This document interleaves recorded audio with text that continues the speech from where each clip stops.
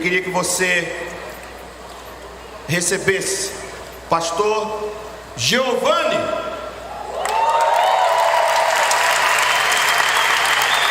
Pastor Giovanni é líder dos adolescentes aqui em Madureira. Um grande homem de Deus, que Deus tem levantado nesta nação para fazer a diferença. É solteiro, hein? Vocês não deram glória a Deus, por quê? Eu estou dizendo que ele é solteiro. E não, ele é solteiro. Quantos solteiros tem aqui, irmãos? Levante a mão.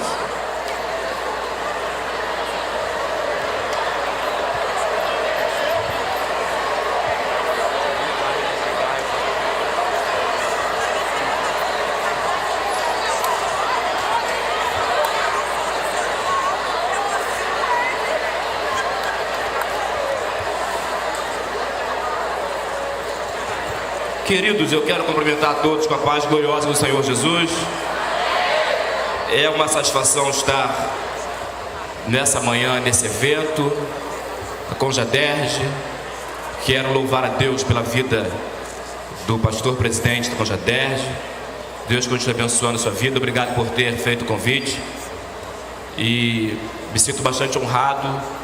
Congrego nesta casa, aqui nesta sede, nesta catedral, trabalhando ao lado do Bispo Abner, cuidando dos adolescentes. E é uma alegria poder receber o convite, é uma honra e um desafio poder estar aqui, pastor. Deus abençoe o senhor, sua família, seus coordenadores, toda a equipe. Deus continue abençoando o Admerge. Também agradeço a Deus pela vida do nosso Bispo Abner e da sua esposa, Bispo Marvi, esses líderes espirituais, esses ministros a quem Deus tem levantado para nos pastorear com tanta sabedoria. Minha gratidão ao Bispo Abner por ter aprovado o nosso nome na ministração desta manhã. Quantos aqui estão famintos e sedentos por ouvir Deus falar? Digo amém. Amém. Quero lhe pedir então para se colocar de pé nesse momento, por favor, e abrir a palavra do Senhor no livro do profeta Daniel, capítulo 3. Daniel, capítulo 3. Nós vamos ler os versos 24 e 25. Estes versos já dão conta de resumir a história que bem conhecemos no capítulo 3 de Daniel. Daniel, capítulo 3, verso 24. Quantos encontraram? Digo amém. Amém. Diz-nos assim a palavra do Senhor. Então o rei Nabucodonosor se espantou e se levantou depressa e falou e disse aos seus capitães: não lançamos nós 3 homens atados dentro do fogo? Responderam e disseram ao rei: é verdade, ó rei. Verso 25. Respondeu e disse: eu, porém, vejo 4 homens soltos que andam passeando dentro do fogo, e nada há de lesão neles, e o aspecto do 4º homem é semelhante ao Filho dos deuses. Quando recebe essa palavra, digo amém. Pai, nós te louvamos, Senhor. Esta é a tua palavra, esta é a tua igreja, nós somos o teu povo. Estamos reunidos em o nome de Jesus Cristo e te pedimos que o Senhor faça prosperar a tua palavra nessa manhã em nossos corações. Abre a porta da palavra e que sejamos ministrados por ela mais uma vez. A programação de hoje inclui outras ministrações. O Senhor é poderoso e fiel para nos alimentar em cada uma delas. Nos abençoe com esta primeira porção e te daremos toda honra e glória em nome de Jesus. Que mentes e corações estejam cativos à ministração da tua palavra nesse momento. Todo espírito maligno de perturbação, de inquietação, de conversa paralela, de desassossego, de enfermidade, de resistência à palavra, sejam repreendidos agora em nome de Jesus. Porque ninguém sairá deste templo sem ter ouvido a tua voz. Nós assim oramos a Deus, Em nome de Jesus, amém e amém. Quem concorda, diga amém. Tome seu assento, por favor.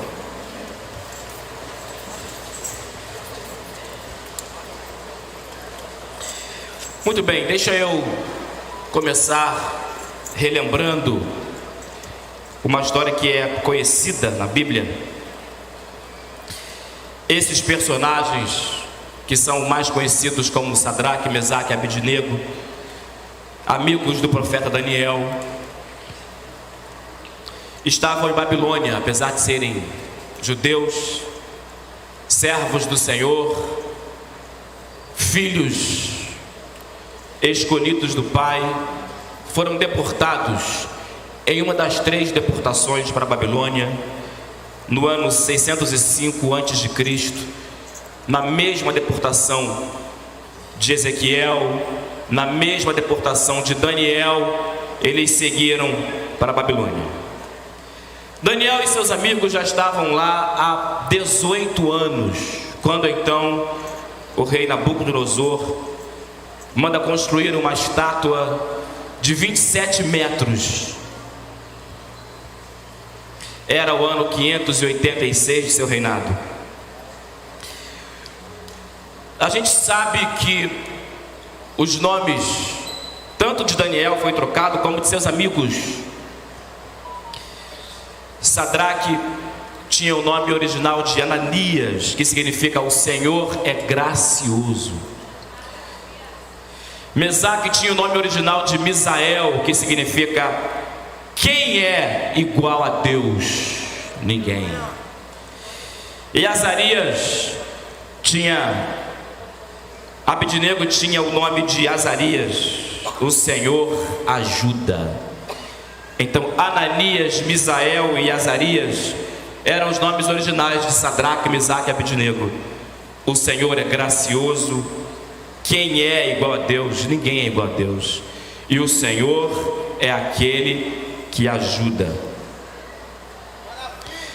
Muito bem, o rei Nabucodonosor manda construir uma estátua e determina que não apenas na Babilônia, mas em todas as províncias que estavam subordinadas à Babilônia, o grande império babilônico, todo mundo, quando ouvisse um som de um instrumento, deveria se dobrar diante da estátua e adorar.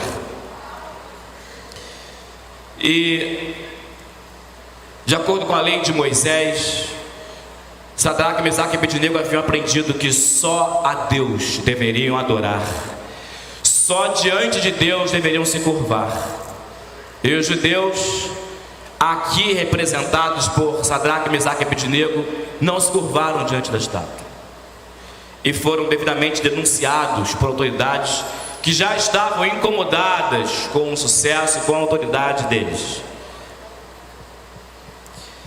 Foi então que Nabucodonosor deu a oportunidade para que Sadraque, Mesaque e Abednego reconsiderassem a sua posição e dando uma segunda chance para ouvir de novo o som dos instrumentos, e aí então poderiam se prostrar. A resposta dos amigos de Daniel foi: não necessitamos que nos consulte a respeito disso, nem precisa perguntar, porque nós não vamos nos dobrar, nós não vamos nos prostrar. Diante disso, a fúria do rei foi tamanha que ele mandou que a fornalha, que naquela época era usada para preparar materiais como de tijolos, por exemplo, mas também era usada em execuções. A temperatura da fornalha era mais ou menos de 180 a 220 graus Celsius. Mandada aquecer 7 vezes mais, ninguém suportaria o calor. Tanto é que os homens fortes, os mais valentes, selecionados pelos capitães de Nabucodonosor, quando lançaram os amigos de Daniel na fornalha, de perto que chegaram, eles foram consumidos, lambidos pelo fogo. Mas Sadraque, Mesaque e Abednego estiveram durante a fornalha, conforme diz a proposta dessa manhã, dessa tarde, dessa noite, vivos e de pé, andando no meio da fornalha, com mais alguém que não tinha sido colocado por Nabucodonosor lá. E o rei, então, no texto que lemos, o rei pergunta aos seus auxiliares: nós não colocamos 3 pessoas lá? Estou vendo 4 pessoas livres, soltas, andando, e o quarto, que a gente não conhece, tem um aspecto semelhante aos filhos dos deuses. Uma expressão da cultura de Nabucodonosor, da cultura da Babilônia, para expressar a grandeza daquilo que se via na fornalha. Os teólogos, a maioria dos estudiosos, definem que o quarto homem na fornalha poderia ser apenas 2. Um ser celestial, um anjo enviado por Deus. 2, o próprio Cristo, numa visão pré-encarnada. E muitos acreditam, e por que não acreditarmos que o próprio Cristo, o próprio Deus ali se fazendo presente com Daniel, com Sadraque, Mesaque e Abednego na fornalha de fogo. Essa é a história. Esse é o resumo do capítulo 3 de Daniel, e foi o texto que Deus colocou em nosso coração para refletirmos alguns minutos nessa manhã. E eu quero, bem, antes, apenas para saber os que estão acordados, deixa eu perguntar o seguinte: quantos aqui já tinham ouvido essa história? Digam amém. Quantos já cantaram alguma canção que faz menção a esse texto? Digam amém. Quantos já pregaram nesse texto? Digam amém. Muito bem. Quais são as lições que a gente tira desse texto? E aí você precisa ver comigo e me acompanhar nesse ritmo, porque você já percebeu. Porque quem está no auditório, quem está na plateia, tem aí 5 minutos para estabelecer o perfil de quem está falando, quando não conhece. Quem já me ouviu falar antes sabe que a gente segue nessa toada até o final. Quem nunca ouviu, assim, vamos ver. E aí nos 5 primeiros minutos, você já percebeu que eu não tenho a impulsividade, embora seja assembleano, não tenho a impulsividade dos camelas de fogo. Então eu não vou conseguir aqui, não vou e nem pretendo espantar o teu sono com os gritos mais pentecostais, até porque a minha garganta não aguentaria, sobretudo hoje, que está extremamente fragilizada. Então não daria, pastor, para eu dizer Deus! Não daria. Eu não conseguiria chegar nos próximos 40 minutos. Então você precisa vir comigo nesse ritmo aqui, nessa caminhada, porque Deus tem alguma coisa para falar conosco através dessa palavra. As lições que eu tiro desse texto são, pelo menos as 4 primeiras lições. Eu gostaria que você conferisse os versos 2 e 3 de Daniel capítulo 3. Daniel capítulo 3 diz assim nos versos 2 e 3: o rei Nabucodonosor mandou juntar sátrapas, prefeitos, presidentes, juízes, tesoureiros, conselheiros, oficiais de todos os governadores da província. Sabe o que eu aprendo aqui? Que quando Satanás quer se levantar contra um crente fiel, ele junta toda a tropa que ele pode. Se você quiser ser um crente meia boca, se você quiser ser um jovem mais ou menos frio ou morno, vai tudo bem. Mas se você quiser ser fiel a Deus e fazer diferença e não se dobrar diante daquilo que se vê de errado ao seu redor, pode se preparar, porque vai se levantar muita gente contra você, incluindo os de dentro da casa,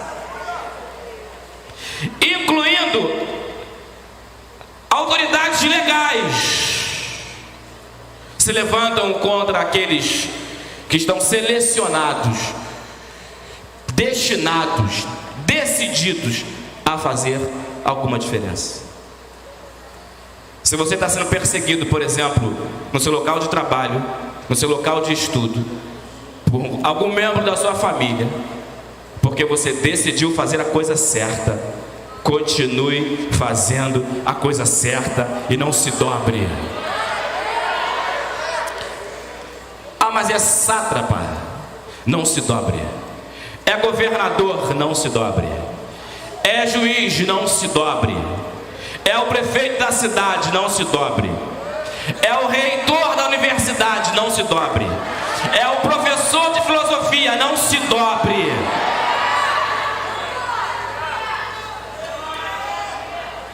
Então a primeira grande lição que eu tiro para mim é: prepare-se para o revés, prepare-se para a oposição, porque vai acontecer e vai chegar. Segunda coisa que eu aprendo nesse texto, está no verso 16. Responderam Sadraque, Mesaque e Abednego e disseram ao rei Nabucodonosor: não necessitamos de te responder sobre esse negócio. Escute, quando os amigos de Daniel falam para Nabucodonosor: nós não precisamos que você pergunte de novo, nos dê uma nova chance, nos dê uma nova oportunidade, porque nem toda oportunidade é bem-vinda, nem toda oportunidade é de Deus. Isso é igual promoção shopping, não vai estar na promoção, isso pode ser um laço para embaraçar as tuas finanças. Então, não, eu vou dar uma nova chance para vocês. Ó rei, não precisamos que nos consulte sobre isso, já está decidido, a gente já saiu decidido, a gente saiu de casa já decidido. Sabe o que eu aprendo aqui? Que render-se e prostrar-se diante das propostas desse mundo é uma questão de escolha, é uma decisão de cada um. Não dá para colocar na conta de outro. É a síndrome do jardim do Éden. Adão, quem te mostrou que estavas nu? A mulher que você me deu. Ô Eva, o que aconteceu? Ah, foi a serpente. É um empurrando para o outro. A responsabilidade é de cada um e a salvação é um negócio individual. Não dá para colocar na conta do outro. Ah, porque está todo mundo fazendo. Ah, porque fulano de tal. Ah, olha, eu não queria, mas eu fui forçado. Ah, eu fui levado a. Não. Estava eu conversando com um jovem esse mês, fraquejando na fé. E eu perguntei por que estava naquela situação. Ele disse: olha, é porque a minha mulher, é porque o meu pastor, quando eu pedi, quando eu precisei, ele não me deu atenção. Para de colocar a culpa no outro. Assuma as suas próprias responsabilidades. Eu preciso ter coragem de dizer: não, assim, eu pequei porque eu quis pecar. Eu escolhi isso. Eu me dobrei porque eu quis. Ninguém me empurrou. Porque se eu tivesse me dobrado acidentalmente, alguém tivesse me empurrado, eu teria levantado imediatamente. Render-se e prostrar-se diante das propostas do mundo é uma questão de escolha. Terceira coisa que eu aprendo aqui: a maior motivação de um crente para ser fiel a Deus é o próprio Deus, e não as bênçãos que esse Deus promete. Já que eu vejo isso, versos 17 e 18: Ele poderá nos livrar do forno de fogo ardente da tua mão, ó rei. E se ele não nos livrar, fica sabendo que não serviremos a outros deuses. Ou seja, se Deus nos livrar da fornalha, somos dele. Se ele não nos livrar, nós somos dele. Não é uma fidelidade condicional, tá entendendo? Eu vou servir a Deus enquanto isso estiver favorecendo aos meus interesses. Quando não estiver me atendendo mais, então eu procuro Deus que estiver ofertando mais. Por que que é importante a gente citar isso? Porque no evangelho triunfalista que estamos vivendo atualmente, tem muita gente abandonando a Deus, porque não era bem assim que ele tinha entendido. Não foi bem assim que me venderam. Porque quando eu entrei para a igreja, a frase que eu li é: pare de sofrer. Quando eu entrei para a igreja, o que me disseram: os teus problemas acabaram. E Deus deu vitória a uns e não deu a outros. Deu livramento a uns e não deu a outros. Ei, aqueles que serviram a Cristo, Ele deu livramento a todos. A questão é que você não entendeu o princípio da eternidade. Você vai dizer: mas Daniel teve um final feliz. Sadraque, Mesaque e Abednego, capítulo 3, Daniel, um final feliz. Mas nem sempre foi assim com todo mundo. Deixa eu ler aqui. Apóstolo Pedro morreu crucificado com 75 anos de idade, de cabeça para baixo, porque se considerava indigno de morrer como seu mestre. André, irmão de Pedro, foi crucificado em Ática, na Ásia Menor. Tiago, filho de Zebedeu, foi decapitado à espada por ordem do rei Herodes Agripa I. Tiago, filho de Alfeu, foi lançado do pináculo do templo de Jerusalém e depois foi apedrejado até morrer. Mateus foi morto à espada na Etiópia. Bartolomeu foi amarrado num saco lançado ao mar. Simão morreu na Pérsia por ordem do imperador Trajano, foi martirizado até expirar. Filipe morreu na Ásia Menor enforcado num pilar do templo em Herápolis. Tomé morreu na Índia atravessado por uma lança. Judas Tadeu morreu cravado de flechas. Matias, substituto de Judas Iscariotes, foi o primeiro a ser apedrejado e decapitado. Estevão foi apedrejado. Marcos foi arrastado pelas ruas de Alexandria, no Egito, até morrer. Barnabé foi apedrejado. Paulo, grande apóstolo dos gentios, decapitado em Roma por ordem do tirano Nero. E então a gente não pode exigir um final feliz para todo mundo. Ah, mas Deus não cumpriu as minhas vontades. Que Deus é esse que está servindo? Ele não atendeu os meus caprichos. Afinal de contas, Ele é o Senhor ou Ele é apenas o servo? O que eu aprendo com a história de Sadraque, Mesaque e Abednego é: eu sirvo a Deus não por causa das promessas que Ele me fez, das bênçãos que Ele me dá, ou do futuro aqui terreno que eu posso ter de paz ou de bonança. Eu sirvo a Deus por causa da fidelidade de Deus. É uma prestação de serviços sem interesse. Estou lembrando da canção enquanto ministro: se Deus fizer, Ele é Deus. Se Ele não fizer, Ele continua sendo Deus.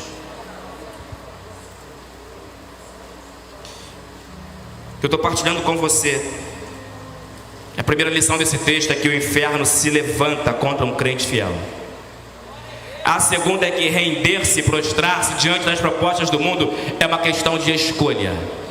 A terceira é que a maior motivação que um crente tem para servir a Deus é o próprio Deus e não as bênçãos que Ele pode dar. A quarta coisa que eu aprendo nesse texto é que a pressão do fogo que te ameaça, escute isso, a pressão do fogo que te ameaça é a mesma que Deus pode usar para exaltar o nome dEle na tua vida. Eu vejo isso no verso 23. E estes três homens, Sadraque, Mesaque e Abednego, caíram atados dentro do fogo. Eles foram jogados no fogo atados, amarrados.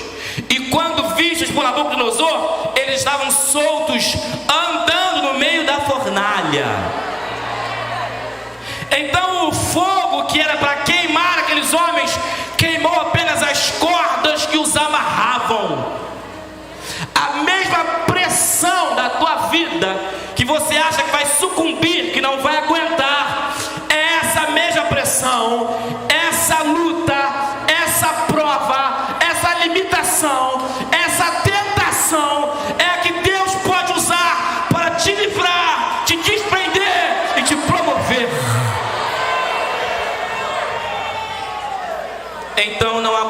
a sua prova. Não abandone a sua cruz. Porque você poderá dar testemunho e poderá ser referência lá na frente, exatamente em razão das questões e das guerras que você comprou hoje. E a gente continua. Verso 27 diz, Daniel capítulo 3, verso 27: e ajuntaram-se os sátrapas e os prefeitos, os presidentes, os capitães do rei, contemplando estes homens, e viram que o fogo não tinha tido poder algum sobre seus corpos, nenhum só cabelo da sua cabeça se tinha queimado, nem as suas capas se mudaram, e nem cheiro de fogo, escute, nem cheiro de fogo tinha passado sobre eles. Quando estamos arrumados, quando estamos saindo para ir para a igreja, por exemplo, que a gente passa por algum lugar que está pegando fogo, tem fumaça, a ideia é não quero passar perto do fogo, senão vai ficar cheiro de fumaça no meu corpo. Esses homens foram lançados numa fornalha aquecida 7 vezes mais, e eles simplesmente saíram sem nem cheiro de fogo ou de fumaça na roupa. O que eu aprendo é que quem passa pela prova na companhia de Deus, quando sai dessa prova, só lembra de Deus. Ué, mas cadê os resquícios de fogo? Não tem. Eu só lembro que Deus me livrou. Cadê o cheiro de fumaça? Não tem. Eu só lembro. Ele não lembra das mágoas, não lembra das flechas, ele não guarda sentimento de vingança, ele não tem aquele, olha, um dia quando eu sair dessa prova, quando eu for colocar no palco, você vai ver só. Não tem isso. Ele sai da prova sem essa sede de vingança, ele só lembra de Deus. É como quando Jesus cura um cego de nascença, os fariseus, autoridades da época, perguntam: quem foi que te curou? Pergunta até os pais daquele homem: quem foi que te curou? Ele disse: olha, mas por que ele fez isso num sábado? É proibido fazer isso no sábado. Ele diz: olha, quem era, não sei. Por que ele fez isso, não sei. O que eu sei é o seguinte: eu era cego e agora estou vendo. Quando você sair da prova, sair da luta, sair da restrição, sair da fornalha, por favor, deixa tudo que não presta no fogo, queimando no fogo, e lembre-se apenas do Deus que te deu livramento.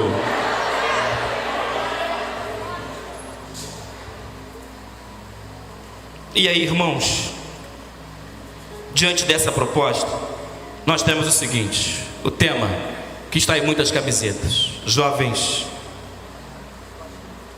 vivos e de pé. A ideia é que realmente Deus aprecia a posição, não, e aí nós estamos falando de corpo físico apenas, estamos falando da predisposição de alma e de espírito, de estar de pé diante da sua presença. João capítulo 5, verso 8, o que o paralítico de Betesda ouve é: levanta-te, toma a tua cama e anda. Isso pode ser a palavra de Deus para alguém aqui nessa manhã. Meu filho está prostrado, se levanta, reage. Marcos capítulo 3, verso 3, o homem que está na sinagoga com a mão atrofiada, um canto, ele ouve de Jesus o seguinte: levanta-te e vem para o meio. Marcos capítulo 5, verso 41, enquanto cito esses versículos, eu oro para que o Espírito Santo incomode o teu coração, para você despertar e se levantar para comprar as guerras que precisam ser compradas na tua vida. Talita, menina, cume, a ti te digo, levanta-te. Lamentações 2, verso 19, levanta-te, clama no princípio das vigílias, derrama o teu coração como água diante do Senhor. Cantares 2:13, levanta-te, amada minha, formosa minha, levanta-te, vem. Sabe o que Deus diz para Abraão? Abraão, levanta e sai da tua tenda. Sabe o que o filho pródigo decide fazer? Levantar-me-ei e irei ter com meu pai. Sabe o que Deus diz a Ezequiel? Levanta, se coloca em pé e eu vou falar contigo. Sabe o que Deus diz para Paulo? Levanta-te, põe-te em pé, pois para isso te apareci, para te fazer ministro e testemunha. O que é que você está fazendo prostrado? A ordem de Deus é: se levanta. Eu te formei para ser minha testemunha. Eu te formei para ir às nações. Eu te formei para glorificar o meu nome. Levanta, levanta, sai dessa prostração e se levanta. Só que o problema não é apenas que há pessoas que estão sentadas, prostradas, adorando outros deuses. Há pessoas que estão mortas. Tem gente que está viva, está respirando sob aparelhos, não está de pé, mas ainda respira. Mas tem gente que já morreu faz tempo. E sabe o que é pior? Morreu e não sabe que morreu. Isso é possível? Claro que é. Apocalipse capítulo 3, verso 1. Primeira carta, a carta que é escrita à igreja em Sardes. O que o anjo da igreja diz para Sardes é o seguinte: tens nome de que vives, mas estás morta.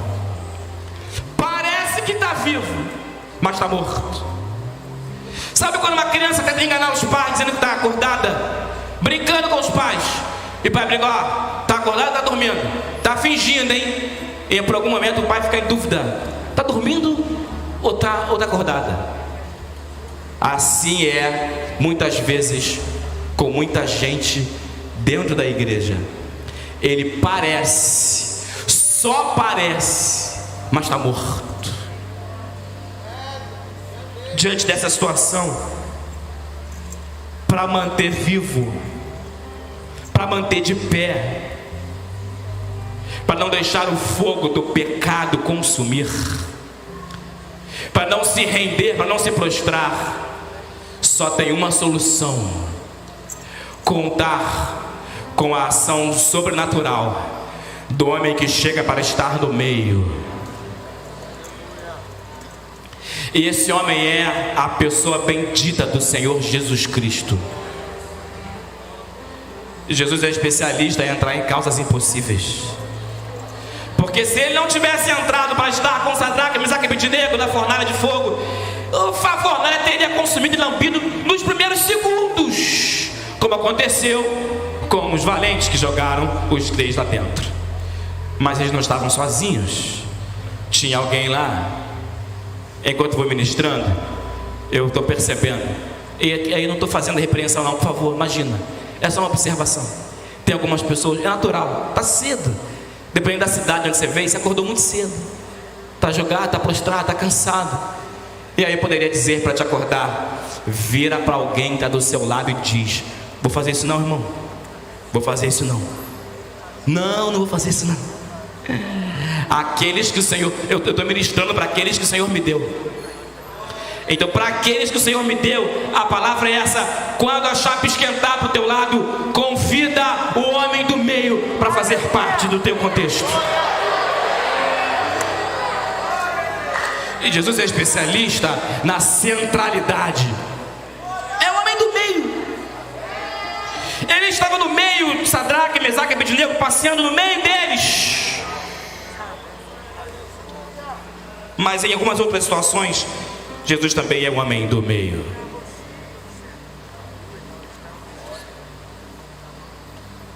Escute, apenas para que você repita após mim. Se a pessoa que está do seu lado não quiser repetir, por favor, deixa ela à vontade. Mas você que está comigo, só você que está comigo, eu vou falar e você completa. A frase que você vai completar é: tem um homem no meio. Tudo bem. A frase que você vai completar é: eu vou falar entre Sadraque, Mesaque e Abednego, e você vai dizer: tem um homem no meio.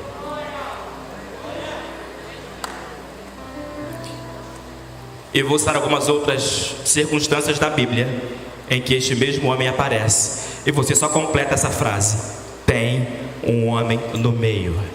E enquanto você vai falando isso, a fé vai sendo gerada no teu coração, para que você entenda que nas tuas guerras também tem um homem no meio da batalha.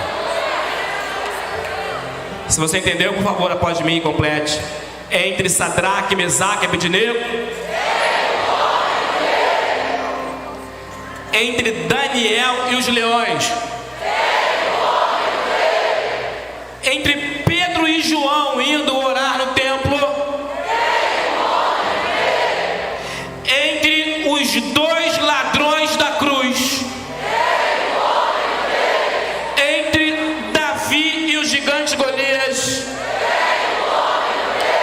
entre José e a mulher de Potifar, entre Gideão e os midianitas, entre Elias e os profetas de Baal, entre o princípio e o fim de todas as coisas, entre o antes e o depois da história desse mundo, entre um crente e a sua dor, entre um crente e os seus temores, entre um crente e as suas limitações, entre um crente e as suas impossibilidades, entre um crente e os seus pecados, entre um crente e o seu passado, entre um crente e o seu presente, entre o crente e o seu futuro, entre um crente e o outro crente, tem um homem no meio.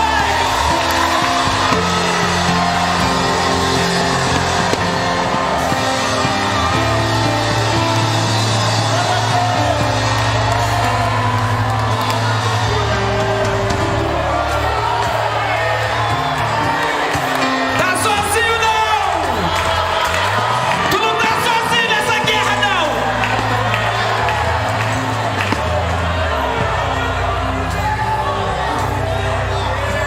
Eu falo e você completa, por favor. Entre um crente e o outro crente,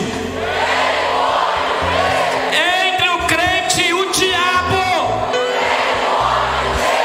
entre o crente e o seu Deus, qual é o nome desse homem? Jesus! Qual é o nome dele?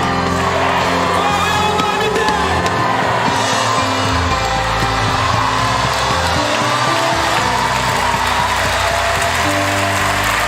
Aleluia!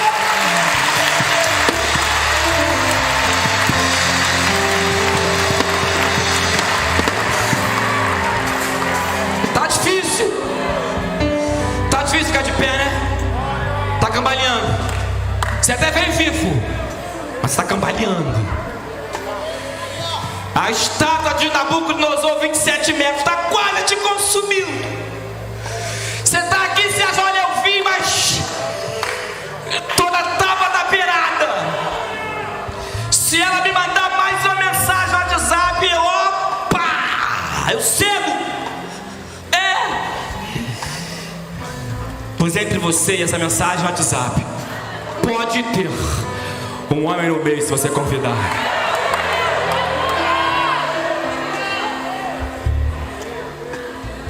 Jesus é o homem do meio, e não é à toa que ele morre entre dois ladrões. Escute que eu vou lhe falar sobre isso.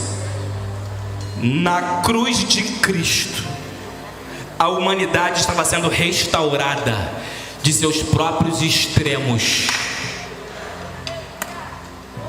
Porque tem gente que quer tentar ser santo demais, não consegue sem Jesus. E tem gente que vai para o extremo oposto. Ah, então já que eu não consigo ser santo, fiel, perfeito, eu vou aloprar, esse negócio de ser crente não é para mim. Na cruz de Cristo, a humanidade está sendo centralizada, restaurada dos seus próprios extremos. extremos, vem para o centro, vem para o meio, vem para a cruz de Cristo. 1 Coríntios 13, 1 Vem para o meio, vem para a cruz de Cristo. Toda vez que você perceber que está perdendo o equilíbrio, olhe para a cruz do centro. Estou perdendo equilíbrio. Não olha para a cruz do ladrão da direita ou da esquerda. Ou você acha que para manter a fé em Deus, de que no minuto seguinte o fogo não ia lamber o corpo de Sadraque, Sadraque estava olhando para Mesaque. Não. Você acha mesmo que Sadraque pensando, será que daqui a mais 2 minutos esse fogo não nos consome para manter essa fé? Mesaque estava olhando para Abednego? Certamente que não. Os 3 já estavam percebendo que tinha uma quarta figura entre eles, estavam com os olhos fitos naquele que é capaz de dar o escape definitivo. Toda vez que você perceber que está perdendo o equilíbrio, olhe para a cruz do centro. E o Cristo morto e ressuscitado, Jesus Cristo é o único capaz de te redirecionar o eixo. Pode fazer terapia, filho. Sou contra isso não. Há especialistas aqui nessa área, inclusive. Pode fazer. Mas o único capaz de resolver os problemas do espírito, do corpo tem médicos especialistas, da alma tem especialistas para a alma. Mas se o problema está no espírito, se o problema é o pecado da raça humana, o único que pode resolver é aquele que está no meio, Jesus Cristo. Porque no meio, quando Ele está no meio, Ele pode nos ajudar em pelo menos 2 coisas, em tarefas difíceis. Vou pedir aqui rapidamente, ô reverendo, vou pedir Vossa Excelência, por favor, vem aqui. Estou no controle aqui, pastor. Vem aqui, por gentileza. Ela. Vamos colocar esses 2 servos de Deus para carregarem um negócio.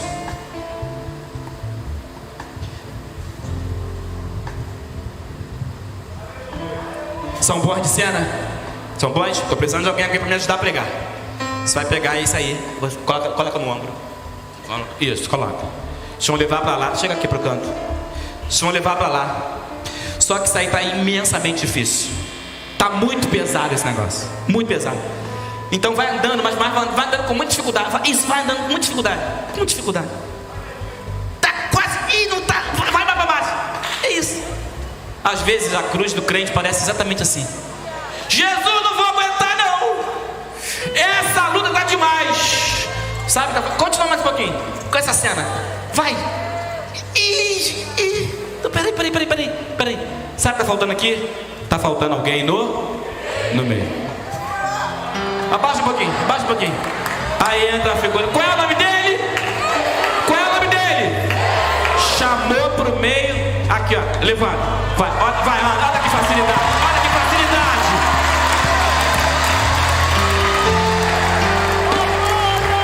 No chão, fica aqui. Segunda coisa é a seguinte: esse homem no meio é o seguinte. Enquanto eu estou ministrando aqui, eu estou com uma música na cabeça, porque eu estava preparando a reflexão e ouvindo essa melodia, que é possível que vá ser cantada aqui hoje, porque está previsto. Eu não perdi o controle, não perdi o controle da situação. Escute, vamos imaginar que vocês estejam com problemas de relacionamento, brigados um com o outro. Você vai tentar falar com ele e você não vai dar a menor, porque o que ele te fez não tem condições de perdoar. Impossível. Ah lá, não tem condições. Então ele vai tentar falar com você. Pode virar. Quando ele chegar, você faz a cena de desdém. Vai lá tentar falar. Vai lá. São bons mesmo, são bons. Tenta de novo, tenta sozinho. Vamos lá. Pai, que bom te ver. Tá com problema. Tá difícil. As relações estão impossíveis. Conversa com quem pode resolver. Vem aqui falar com o do meio.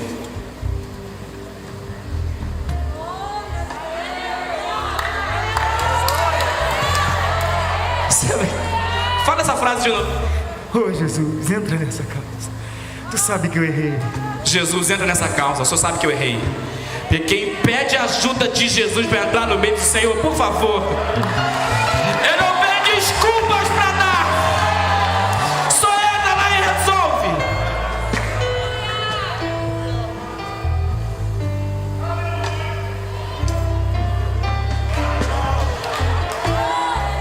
Tenta lá agora. Vamos ver a reação da igreja diante da reação de vocês agora. Tá, todo aqui no meio. Todo no meio.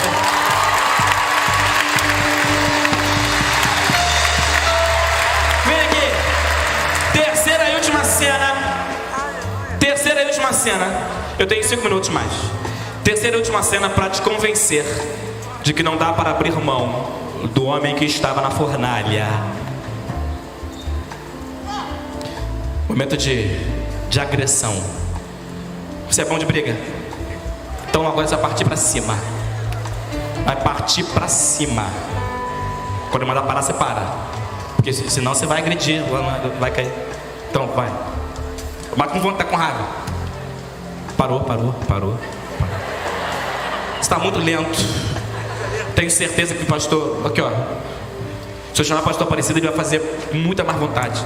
Ele vai fazer melhor. Eu quero com raiva. Com raiva. Parou.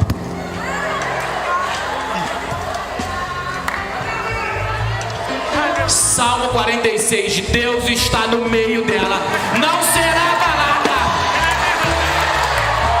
Pode sentar.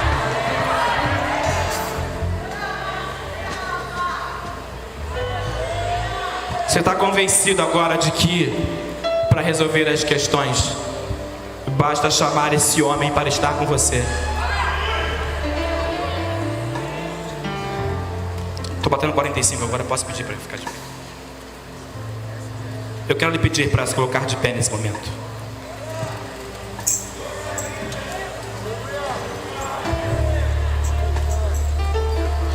Ah, não foi o que eu esperava não.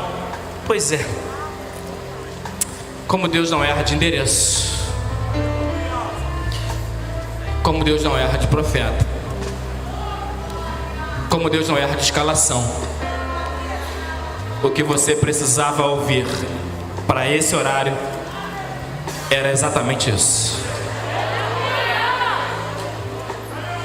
E o que ele está dizendo é o seguinte: sabe por que você tem perdido muitas guerras? Sabe por que muitas vezes o fogo da discórdia, da ira, está te consumindo? Sabe por que muitas vezes você acha que vai se prostrar à estátua das redes sociais, à estátua da homossexualidade? E não adianta colocar a culpa em nada nem ninguém. De que se queixa o homem, queixe-se cada um dos seus próprios pecados. Nós vimos nesse texto, é uma questão de escolha. Eu trabalho em escolas e às vezes que a gente ouve alunas dizendo o seguinte: professor, eu não queria, mas ela me forçou. Aí lá no banheiro a gente se pegou. Você sabe que vocês pegaram? Não é porque ela te forçou, você escolheu. E aí você vai olhar para a sua vida agora, e eu estou olhando aqui para a minha, vai dizer: Senhor, eu estou na fornalha. Alguns aqui é possível que estejam mortos, outros estão vivos, mas não está de pé não. Outros estão vivos e de pé, cambaleando. Porque uma coisa é de pé, outra coisa é de pé. Deus quer nos dar vida e vida com abundância. Então nessa manhã, para aquele que você até pode achar que ele perdeu o controle da tua história. Ah, tá me vendo não, não tá me vendo não. Ele não se importa com a minha história. Imagina se numa igreja lotada como essa, eu faria a loucura de chamar alguém à frente. Vou fazer isso não, irmão, fazer não. Mas ele pode te alcançar aí onde você está. Qual é a oração que você vai fazer? Do que você lembrar dessa reflexão, peça o que você quiser. Mas se você quer uma sugestão, chama o homem do meio para as tuas guerras. Senhor, vem para o meio da minha guerra. Aí você fala, mas é vergonhoso chamar ele para quê? Primeiro deixa eu limpar as coisas. Não, quem vai limpar é ele, filho. Você fez a caquinha, não adianta, não tem como. E olha que Sadraque, Mesaque e Abednego foram postos na fornalha por causa da sua fidelidade. Nós muitas vezes vamos entrando na fornalha justamente por causa do extremo oposto. Mas se você crê que ele não rejeita um convite, se você acredita que ele não rejeita um coração quebrantado, e aí de novo, não vou pedir, fale para alguém do seu lado, ore para alguém do seu lado, vou deixar isso para os outros. Você vai orar por si mesmo agora e vai chamar o Senhor Jesus para o centro das tuas batalhas. Feche seus olhos por um instante, ore ao Senhor.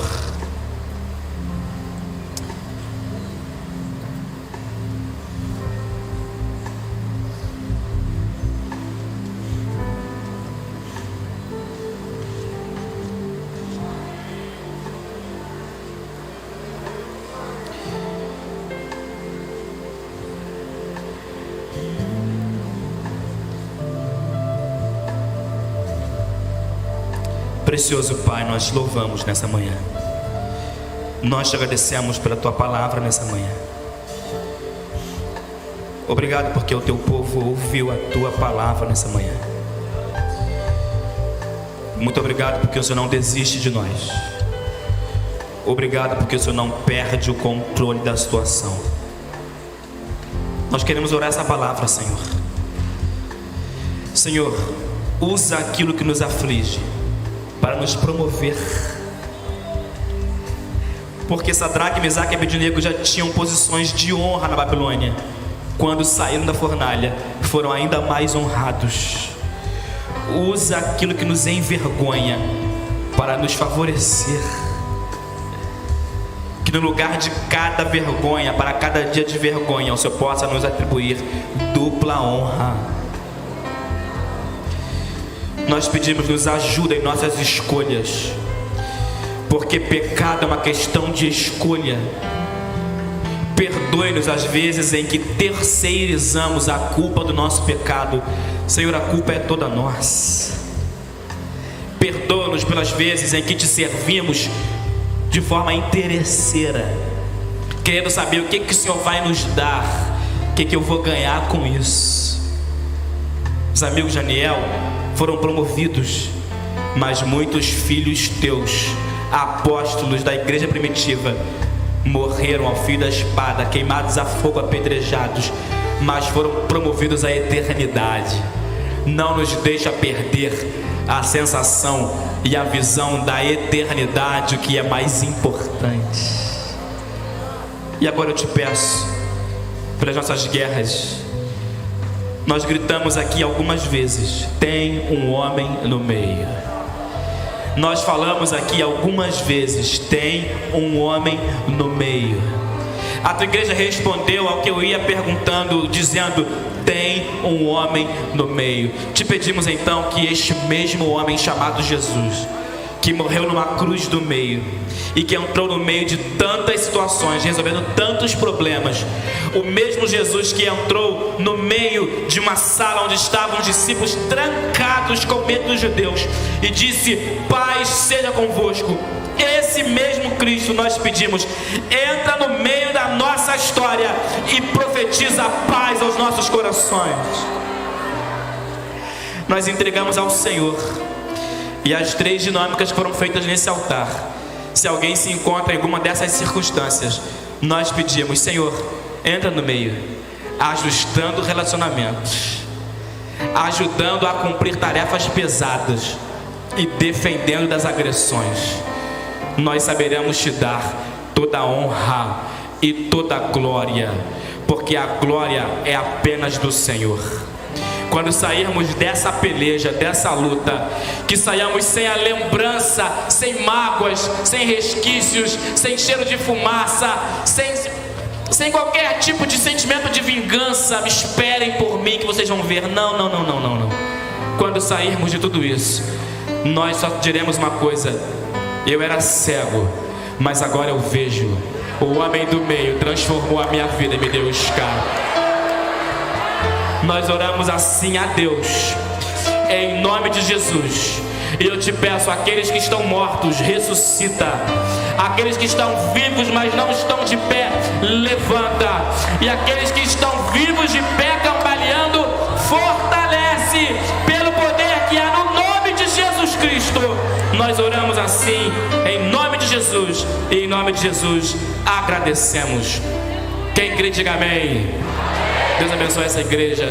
Pastor, Deus abençoe o Senhor. Deus abençoe.